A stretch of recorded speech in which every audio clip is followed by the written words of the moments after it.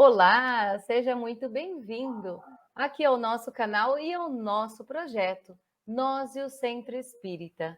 Estamos muito felizes por estarmos aqui, depois de muitas conversas aqui com o Norberto, com o Paulo Marzanati também, em muitas reuniões e estudos, damos início ao nosso projeto, Nós e o Centro Espírita, um encontro para refletirmos sobre a vivência na casa espírita.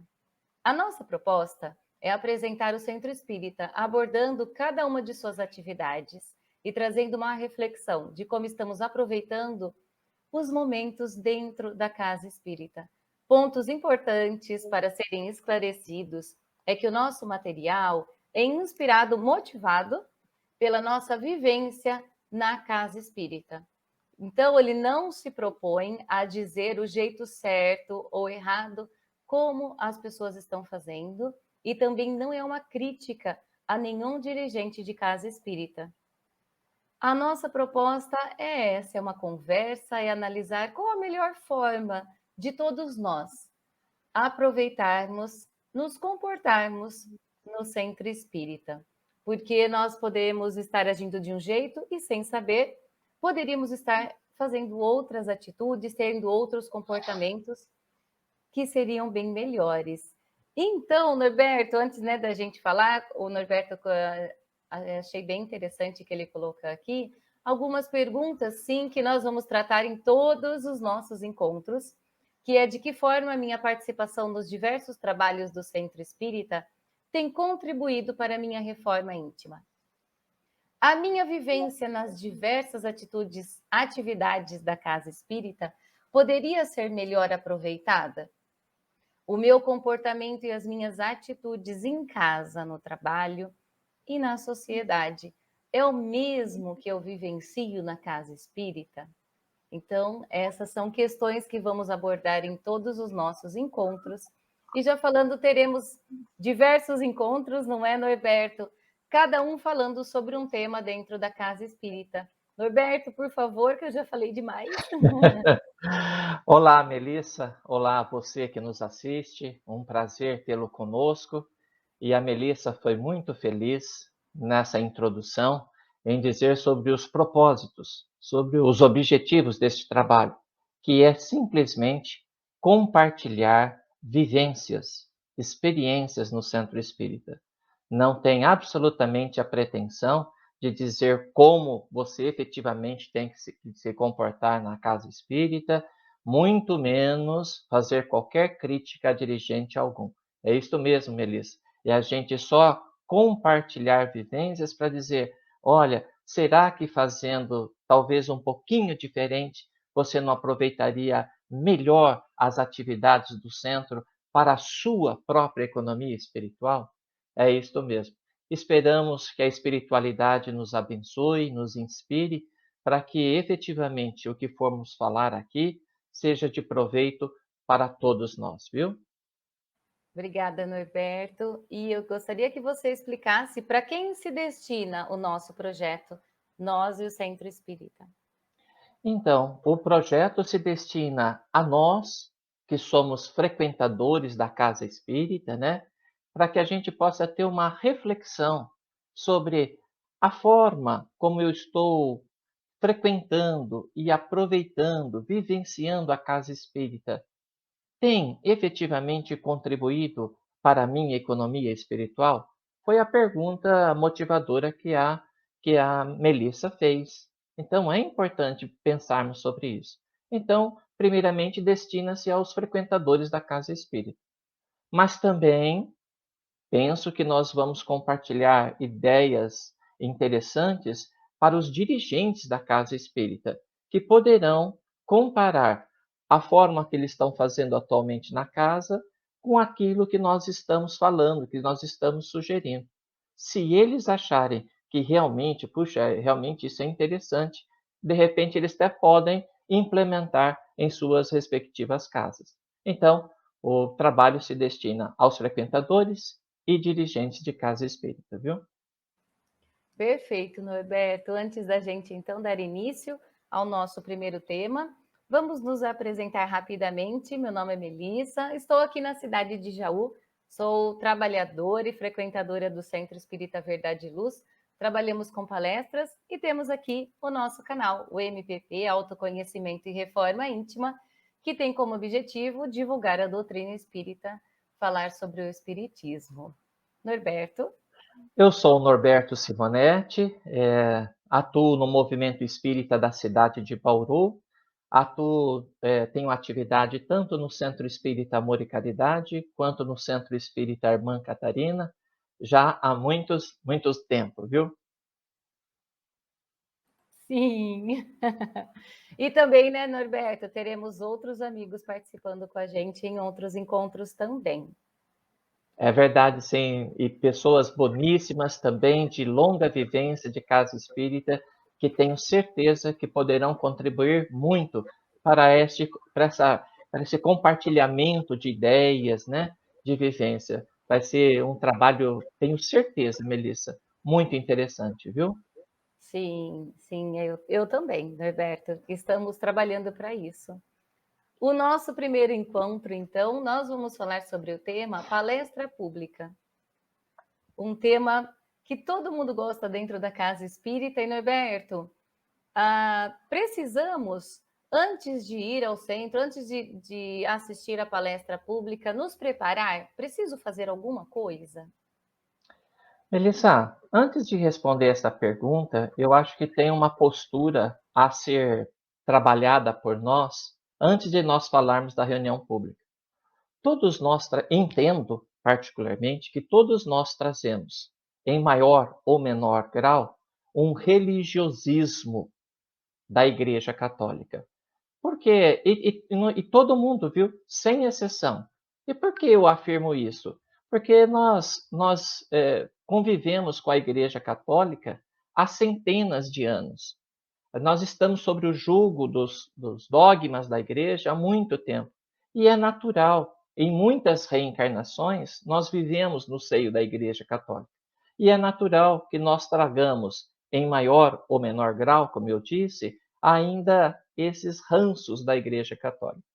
A primeira ponto de atenção que eu gostaria de fazer, de compartilhar com os frequentadores da casa espírita, é justamente sobre essa parte religiosista.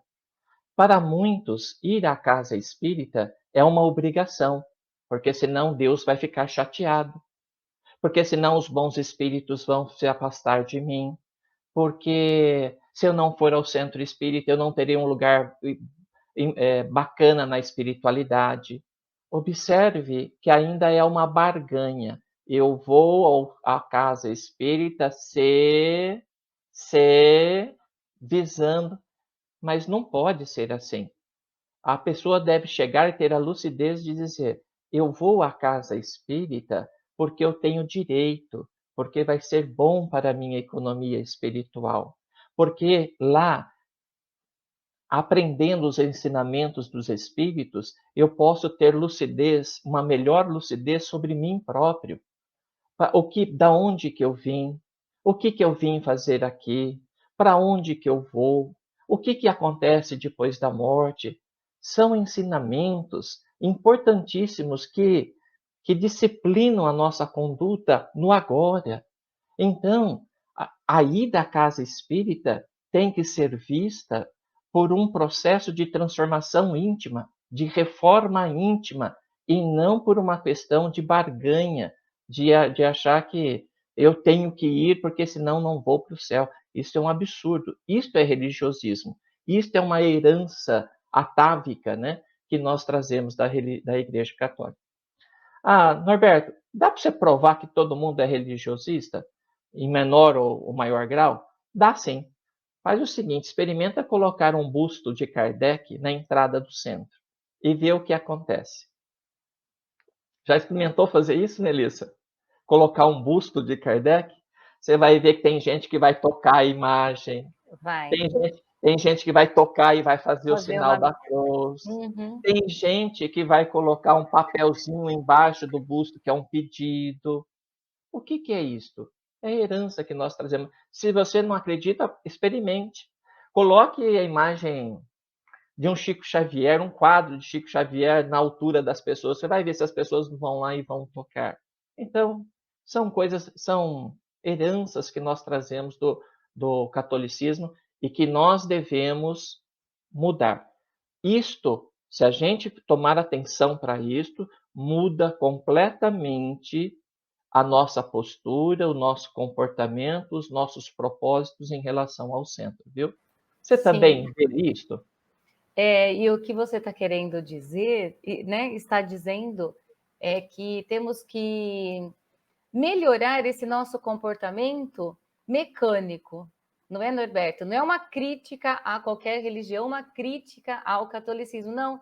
É o porquê eu faço isso. É o dentro, como você falou, eu olhar para dentro e falar, por que eu vou ao centro? É porque eu quero ou porque eu preciso ir como eu ia aos domingos na missa? É essa herança que trazemos. Então, como você disse, por que eu preciso ter esse simbolismo? É porque eu quero, eu estou fazendo isso mecanicamente, como a gente já fazia durante muito tempo, ou eu tenho a consciência, né, Norberto? Essa palavra, eu tenho a consciência do que eu estou fazendo. Eu faço porque isso me faz bem. Perfeito. Você foi precisa no entendimento. Exatamente isso. E sabe de uma coisa, Melissa?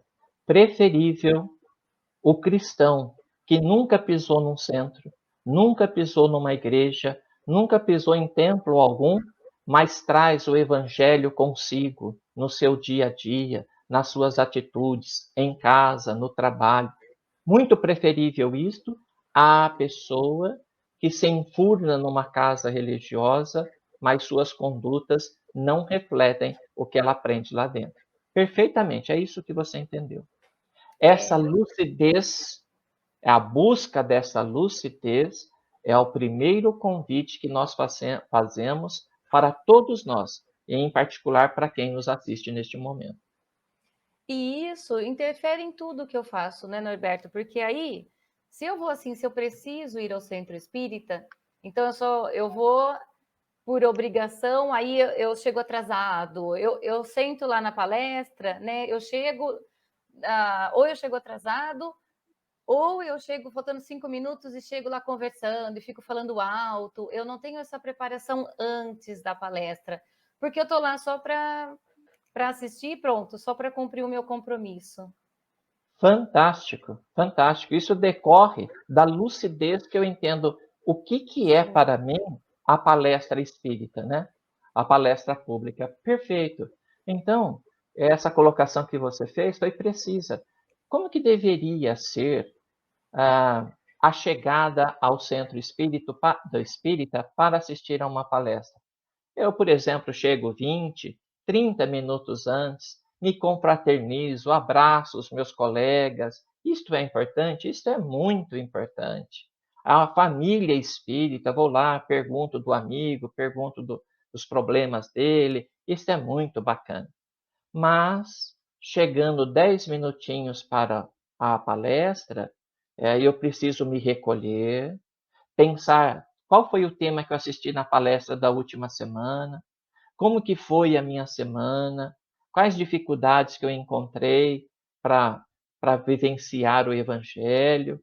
Eu preciso pensar nos amigos que precisam de uma prece, de um socorro espiritual. Eu preciso pensar nos meus familiares, vibrar para minha casa. Tudo isto antes da palestra, das minhas propostas de autorrenovação, de reforma íntima, eu tenho conseguido? Com qual velocidade? Quais são os principais obstáculos que eu estou encontrando para vivenciar o Evangelho?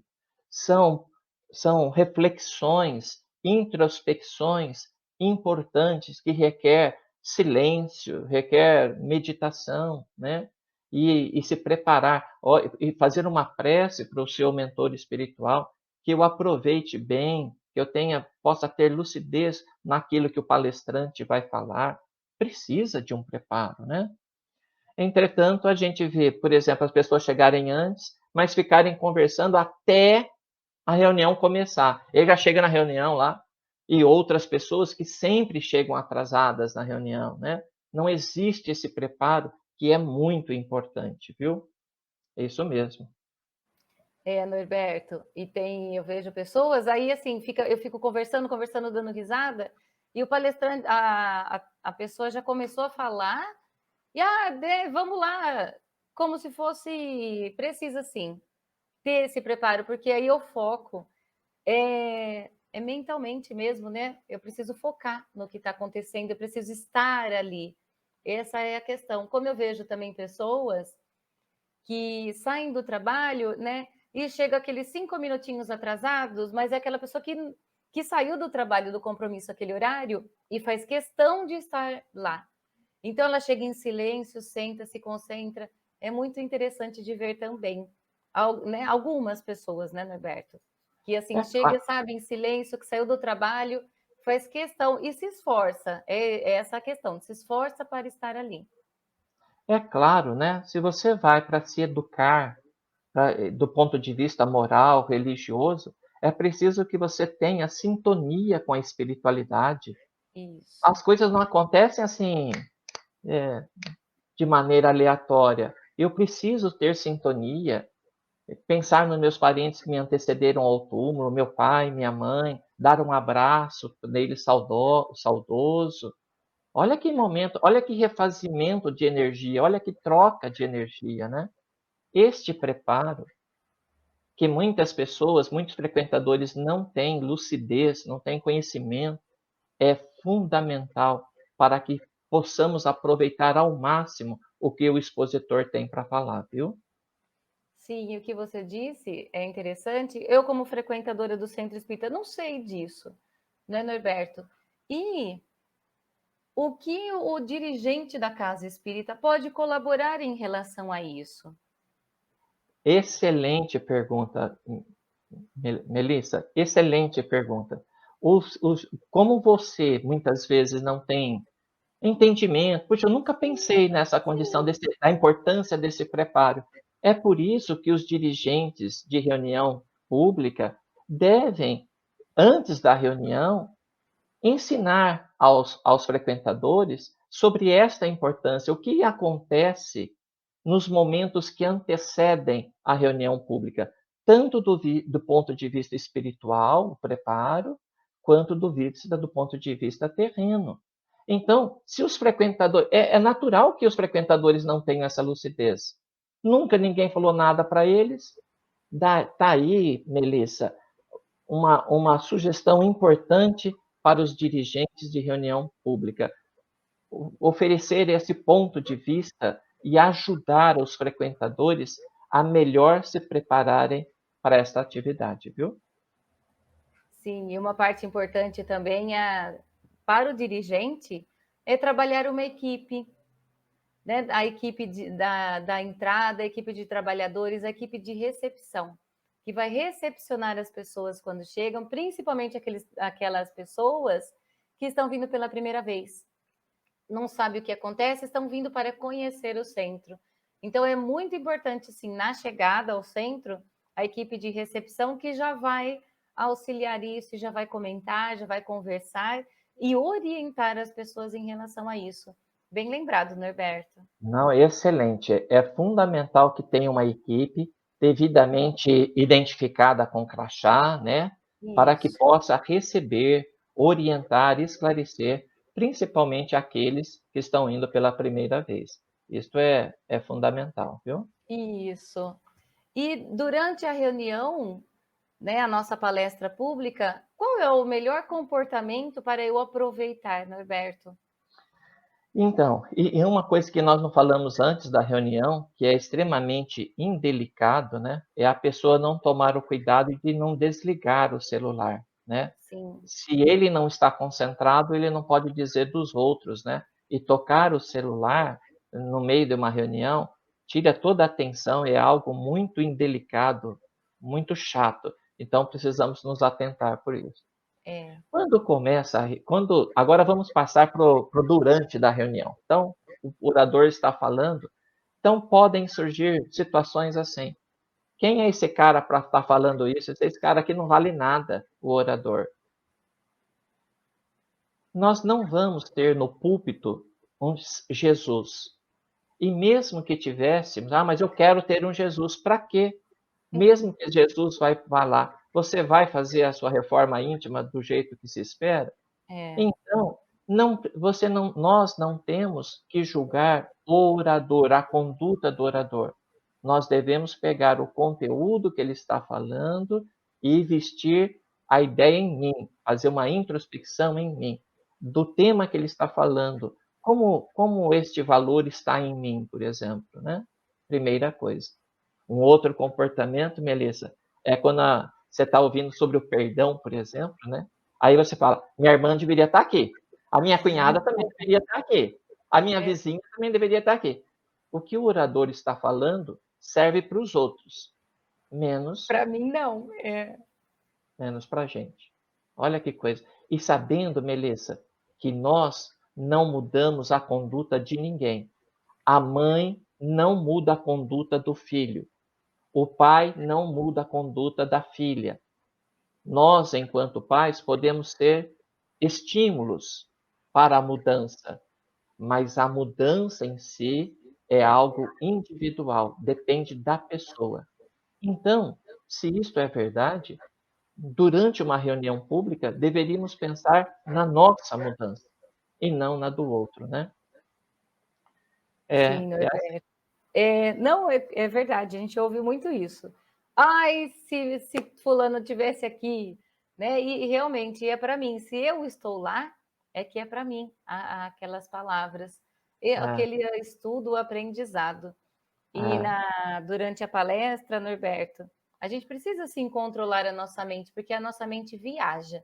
Então, eu estou vendo, estou assistindo, participando da palestra, o orador está falando e eu estou pensando o que eu vou fazer depois, na janta, no que vai acontecer. Eu fico olhando para o relógio. Então, se eu não estou presente, eu não estou absorvendo o conteúdo, não. fique em casa, Melissa. Fique lá com seus familiares, melhor assim.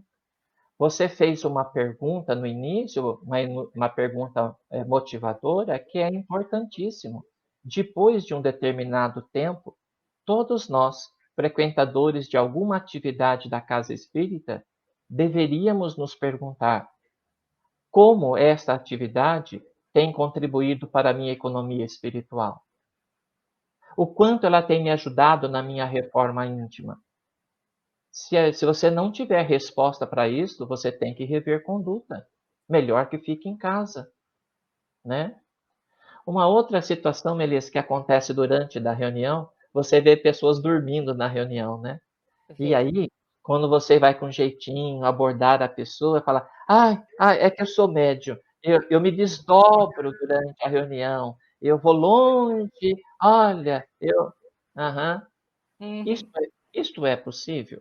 É possível. É provável? Não é provável. Eu falaria para você que uma em 1 milhão de pessoas, isto é mediunidade. A maioria das vezes, a pessoa cai em sono, primeiro porque ela está cansada fisicamente. Primeira coisa. Sim. Segunda coisa, pode ser que ela esteja sob influência de espíritos menos felizes, que não quer que ela se moralize ali no centro espírita. E a partir daí envolve essa pessoa numa sonolência, muitas vezes espiritualmente até atire dali e coisa e tal, e a pessoa pensa que isto é mediunidade, quando na verdade isto é uma influenciação espiritual, se preferirem uma obsessão, né? Um processo obsessivo. Precisamos tomar muito cuidado com isso. Foi para uma palestra, está com sono? Levante-se, vai até a parede para não atrapalhar quem está atrás, fique de pé, ninguém É. vai te chamar a atenção. E pronto. Mas, e mesmo que você seja médium, mediunidade, o exercício da mediunidade é uma outra hora. Agora é a hora da minha educação. Eu não vou dar passividade agora. Eu não vou me sujeitar aos espíritos agora. Agora não é hora. Ponto final. Isso, perfeito, Norberto. Agora é hora da minha mente, né? Agora é hora de eu prestar atenção, estar em foco para o aprendizado. Agora é hora para o estudo. Muito bem Exato. lembrado. levanta. Tem pessoas, sim, que preferem assistir em pé, porque dá sono. Vai tomar água, vai para o banheiro e volta. Mas o importante é estar atento.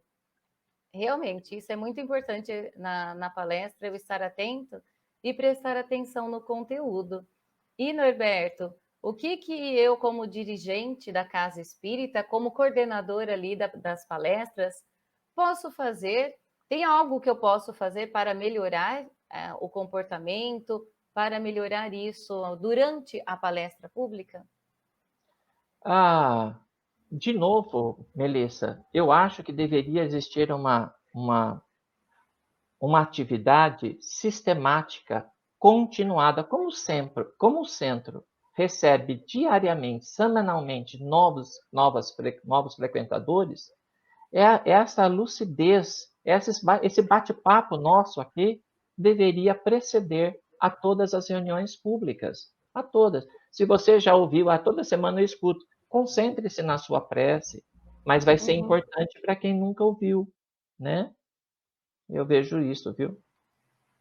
Sim, é assim, Norberto, e acho interessante como fazemos aqui também no centro, de da escolha até do palestrante, prestar atenção, porque eu ouço, né, algumas pessoas falando, é só pega alguma coisa, pega o papel e vai lá falar.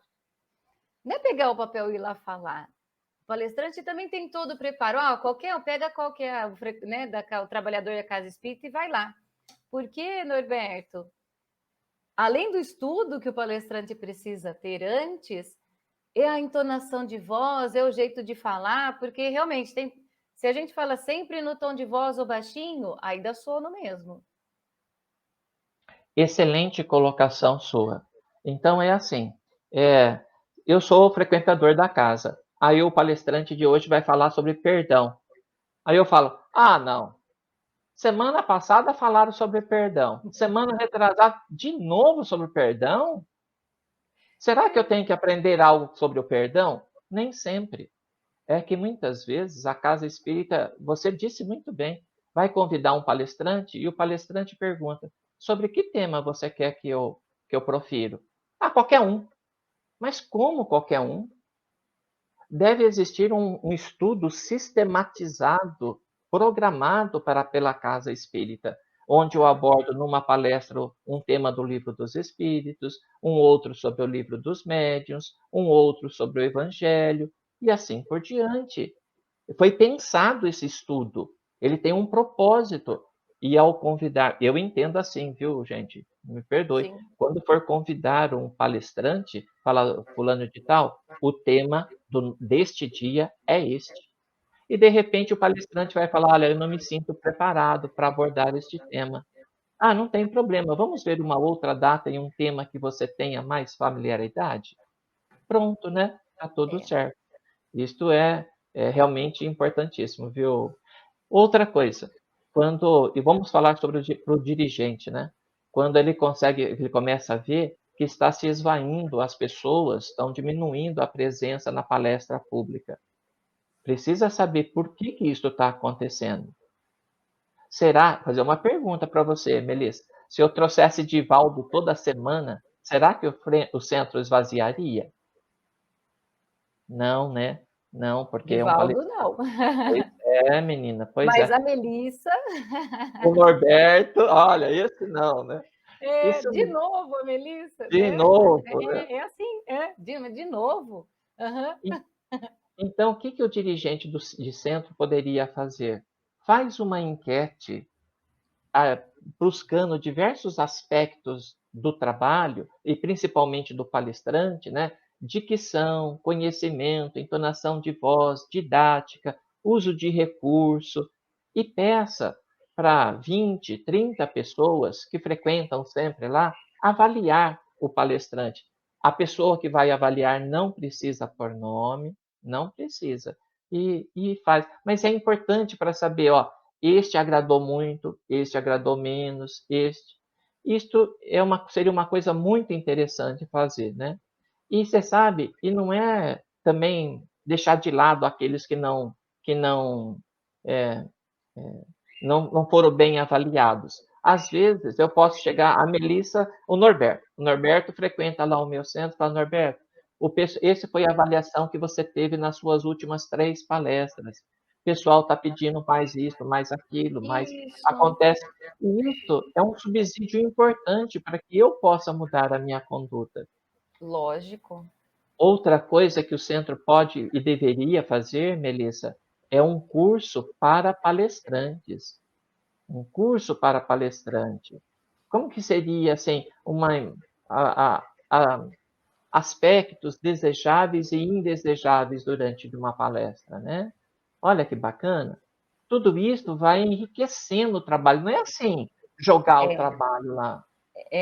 não, não é, Norberto. Isso é importante mesmo. E eu já participei de um curso assim, mas ele é feito, não é só pelo um centro, né? Ele é feito por diversos centros espíritas, cursos direto para o palestrante, é muito interessante. Que Que sim, seja, muito interessante, sim.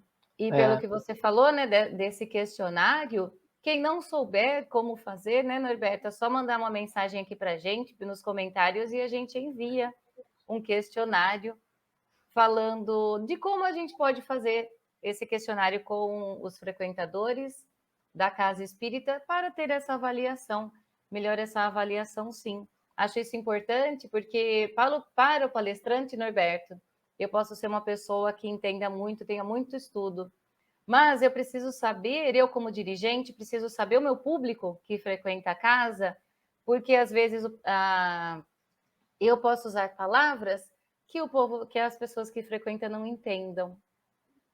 excelente, Melissa, excelente. Isso é imprescindível até para os propósitos da casa espírita. Não adianta, da palestra da casa espírita. Não adianta eu na palestra falar num nível altíssimo, Não, muito técnica, não. se de repente o meu público está começando agora na doutrina. Isso é conhecer o nosso público, né? Isso é fundamental. Uma sugestão que nós daríamos para todos os dirigentes é assim, ó, que mudanças que nós implementamos na reunião pública nos últimos 40, 50 anos?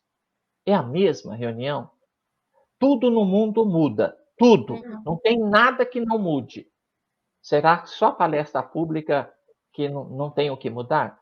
Será que nós não podemos inovar na palestra pública? Olha aí, é uma reflexão. Será que eu não deveria, enquanto dirigente, procurar conhecer outros centros, não só da minha cidade, não. Sim, Pegar outros centros daí por de fora e coisa e tal. Tem um monte de coisa no YouTube, né? Será que como que eles estão modernizando a atividade de palestra pública? Isso é um papel imprescindível para qualquer dirigente de reunião pública, viu? sim, muito interessante, Norberto. Em relação a isso também, nós tivemos então a pandemia, uso da tecnologia. E aí, agora a gente volta para a casa espírita e esquece tudo isso? Não dá para esquecer. Nós tivemos contatos com palestrantes de vários lugares, tanto do nosso país, do Brasil, como do de fora. E olha que legal a gente aproveitar esse conteúdo, porque não, algumas casas espíritas estão adotando colocar o telão. Então o palestrante fica no telão ali. É uma palestra presencial, todos ali, e o palestrante do telão, sendo que presencialmente seria quase impossível ele vir devido aos custos e ao horário e a tudo. Então, eu acredito, Norberto, que é um recurso, sim, que devemos usar, porque a mensagem, como estamos falando, ela será dita, será passada e será absorvida pela pessoa ali na casa espírita, sendo palestrante presencial, sendo pelo telão, sendo por áudio, o importante é a mensagem passada. E se eu não tive, por algum motivo, condições de ir à reunião pública, posteriormente eu posso acessá-la e estudá-la. Olha que bacana. Fica como Sim. um acervo lá. Puxa, eu faltei ao centro nessa semana. O que será que falou? Eu vou assistir a palestra em casa. Olha que bacana, né? Muito interessante, sim, Norberto. É. Sim. Norberto, tem mais alguma coisa que você quer falar durante a palestra? Que aí a gente já iria para o depois, né? Depois da palestra, né? eu Não. assisto a palestra e pronto, aí vou embora, acabou. Esta sua colocação é imprescindível. Será que a atividade de palestra pública termina à hora que se encerra a palestra? Será que eu, enquanto frequentador, deveria desdobrar esta atividade de uma outra forma? É claro, é claro. Eu ouvi ontem do palestrante alguma coisa, eu achei muito interessante o assunto. Eu vou me aprofundar aqui num livro, vou pegar uma obra aqui, vou mais a fundo, porque eu achei muito interessante. De outras vezes, o palestrante falou algo que eu não acho que o conceito não é este, mas eu também não tenho certeza. Eu vou consultar. E Isso, desdobro a palestra em outros dias. Mas eu achei tão bacana que o palestrante falou que eu vou contar para os meus filhos. E aí, eu vou conversar com a minha esposa. Esposa, o que que você achou da palestra de ontem? O fulano, ele falou isso, você concorda com isso? Esposa, esposa, olha que bacana, né? Existe uma outra coisa que nós podemos fazer, trazer o assunto da palestra para o evangelho no lar. Olha, gente, nós no centro de segunda-feira lá falaram sobre tal assunto e eu acho muito bacana e eu gostaria de fazer aqui no Evangelho. E a pessoa aproveita toda a explanação do palestrante para o Evangelho também. Fora isto, fora isto, vamos supor que o palestrante falou sobre paciência. Eu devo colocar como meta minha, eu poderia, né, colocar como meta minha, sempre, mas principalmente essa semana, eu vou me observar mais em relação à paciência. Paciência no lar, paciência no trabalho, paciência na sociedade, e quero descobrir dessa vivência semanal aonde que eu perdi a paciência.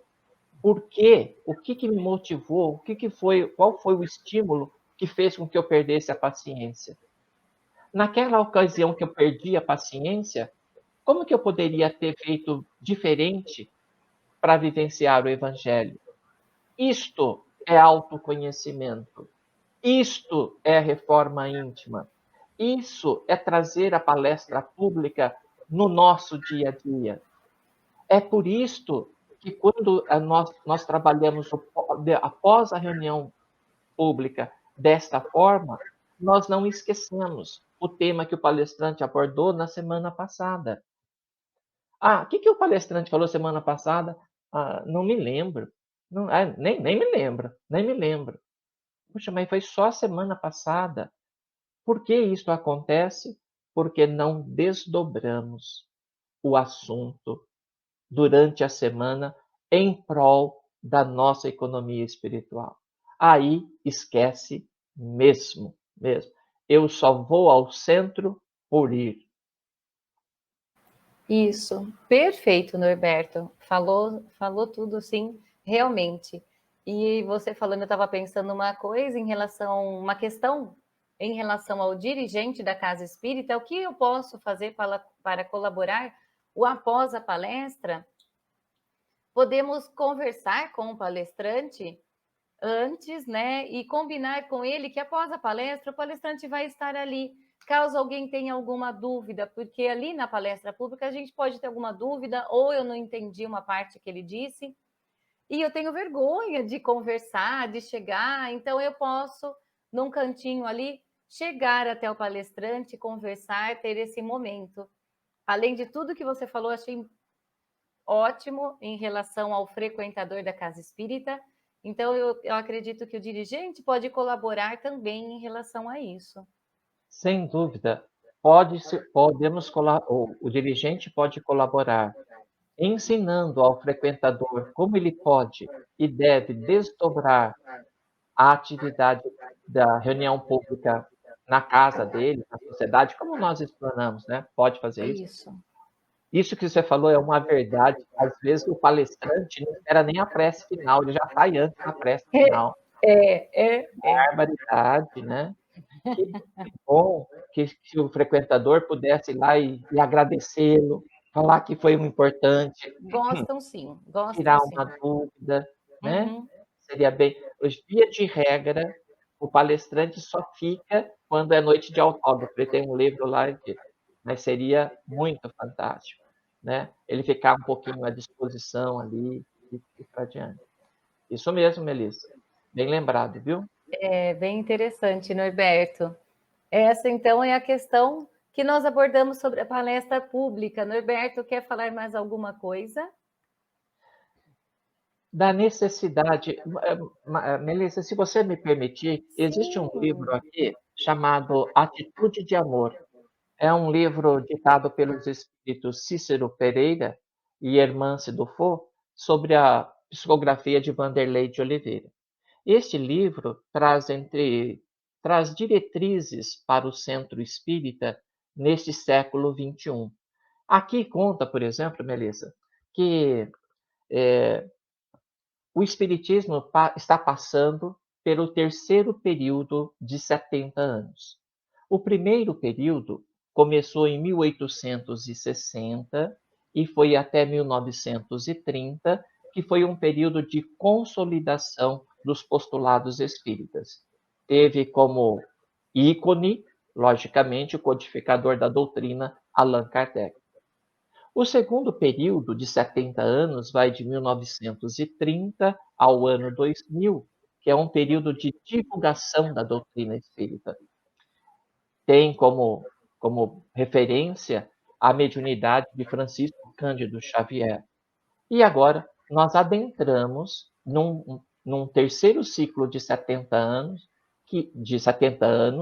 que é a de nós interiorizarmos os ensinamentos dos espíritos.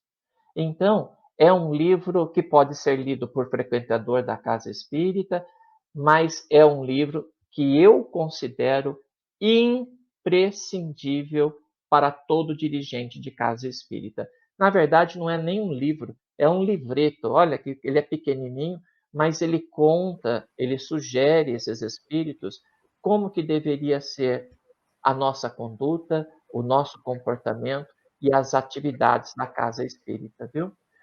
Então, que a mensagem final é que a gente efetivamente deixe de lado o nosso religiosismo, ele foi importante para o nosso passado, mas agora é preciso que a gente coloque foco na nossa reforma íntima, na vivência dos postulados espíritas. Este é o grande convite, tanto para frequentadores quanto para dirigentes de reuniões públicas, viu? Ótimo, Norberto, isso mesmo, que a gente possa prestar mais atenção em nós mesmos, que é esse o convite que o Norberto disse para a nossa transformação moral, que começa na palestra, no estudo ali, e que a gente possa praticar durante aquela semana aquele conteúdo. É essa transformação moral, acredito, tranquila, devagar, aos poucos, e aí a gente vai melhorando. E Norberto, agradeço você, né, por estar aqui com a gente hoje. Nos encontramos no próximo encontro, que, como estamos falando de palestra pública, nós sabemos que o passe também já está sendo preparado ali na palestra pública. Uma atividade está ligada à outra. E o nosso tema do encontro, da próximo encontro, será esse, o passe, então, não é, Norberto? Será que nos preparamos adequadamente para tomar o passe? Essa resposta nós vamos dar no nosso próximo encontro. Até lá, amigos. Até mais.